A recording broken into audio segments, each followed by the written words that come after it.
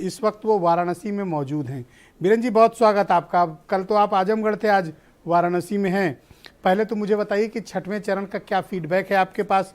ये voting percentage का गिरना, खासतौर पर अगर देवरिया देखिए तो वहाँ पांडे जी 6% वोट गिर गया, मतलब 6% वोट कम पड़ा।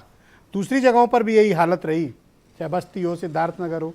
तो इसका क्या कारण है बीरेन जी? और दूसरा, मतदान कैसा रहा, किसके लिए ज़्यादा संभावनाएं हैं? और अभी जहां आप मौजूद हैं वाराणसी, वहां क्या चल रहा है? आज तो बनारसियों का सुना बड़ा बुरा हाल था, सभी पॉलिटिकल पार्टी ने अटैक कर रखा है वहीं पे।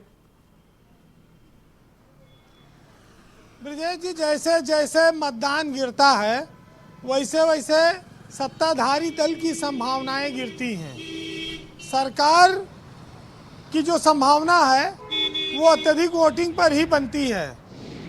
बीजेपी का जो वोटर है वो आराम तलब माना जाता है और वो वोटिंग में हमेशा पीछे रहा है। बीजेपी की उम्मीद राशन पानी, नून, तेल, नमक ये सब रहा है इस बार, और वो सोच रही है कि वो कुछ चमत्कार करेगी इस चरण में। ये जो गोरखपुर का इलाका था जहां वोटिंग हुई, ये मुख्यमंत्री का गढ़ है। योगी आदित्यनाथ पहली बार विधायकी का चुनाव लड़ रहे हैं, वो तो मान लीजिए जीत जाएंगे गोरखपुर शहर से। लेकिन जो गोरखपुर में 9 सीटें हैं उसमें चिल्लू पहाड़ से जो बसपा के पास विधायक था वो समाजवादी पार्टी में आ गए, विनय तिवारी। और 1-2 सीटें ग्रामीण इलाकों में सपा अच्छी लड़ रही है। तो इससे ये लगता है कि समाजवादी पार्टी कुछ सीटें गोरखपुर में जीत जाएगी। और ऐसे ही अगर उसका प्रदर्शन आगे रहा, चाहे भाटपार, रानी हो, देवरिया में या और जो सीटें रही उधर, वहाँ वो लड़ाई तगड़ी है उसकी। तो ये जो उत्तर प्रदेश में फाइट है, इस फाइट में बसपा भी है, कांग्रेस भी है। लेकिन अगर सरकार कोई बनाएगा तो 2 में से एक ही बनाएंगे और संभावनाएं उन्हीं की हैं। हम काशी क्षेत्र में हैं, मिर्जापुर, आजमगढ़ और बनारस मंडल, इन तीनों मंडलों में चुनाव बचा है। या कहिए अब आखिरी दम पर पहुंच गया है, एकदम कगार पे है। अब 7 तारीख को यहाँ मतदान हो जाएगा। प्रधानमंत्री कल आ रहे हैं, अखिलेश यादव भी यहाँ रोड शो कर रहे हैं। आज जो रैली हुई वो जो विपक्ष की और कहा जाए समाजवादी पार्टी के गठबंधन की अब तक की सबसे बड़ी रैली थी पूर्वांचल में। पश्चिम में उन्होंने रैलियां की बड़ी बड़ी, लेकिन यहाँ ममता बनर्जी, अखिलेश यादव, राम गोपाल यादव, शिवपाल यादव, तमाम सारे बड़े दिग्गज और इनके जो सहयोगी हैं, संजय चौहान है, ओम प्रकाश राजभर है, अपना दल है, सब लोग आए, जयंत चौधरी भी आए। तो ये एक बहुत बड़ा जनसैलाब था।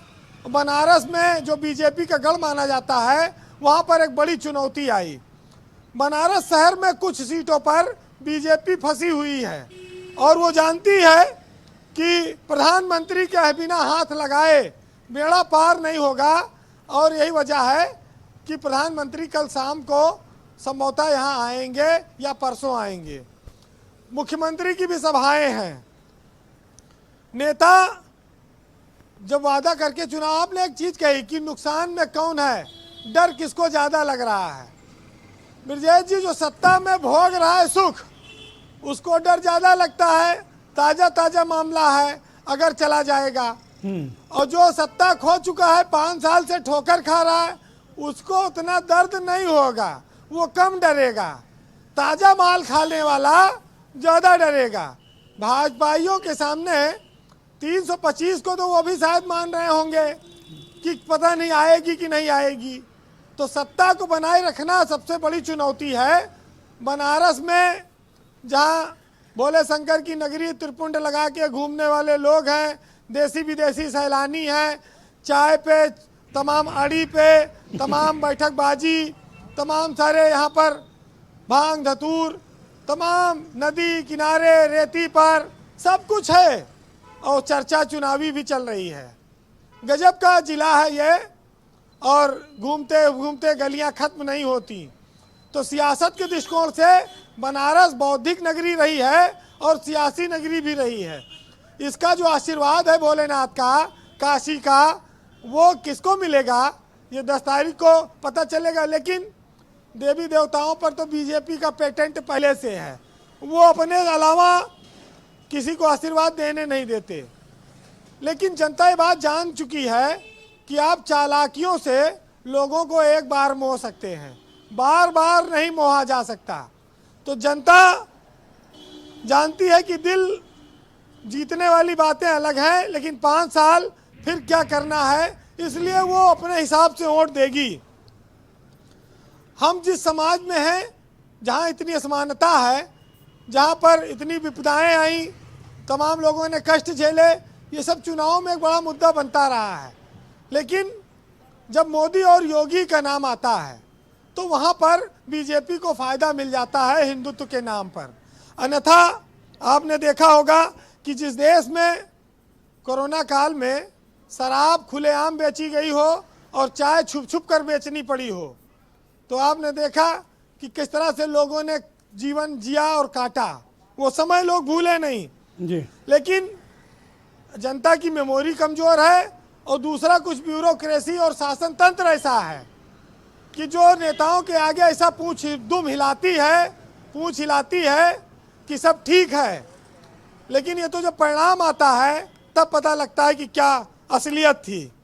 तलवे चाटने वाले तमाम रंगे सियार ब्यूरोक्रेसी में, कुछ पद के लालच में, ये सब सरकारों को दिवा स्वप्न दिखाते हैं जी। तो ये वक्त आ गया है कि इस पर जनता अपना फैसला सुनाएगी।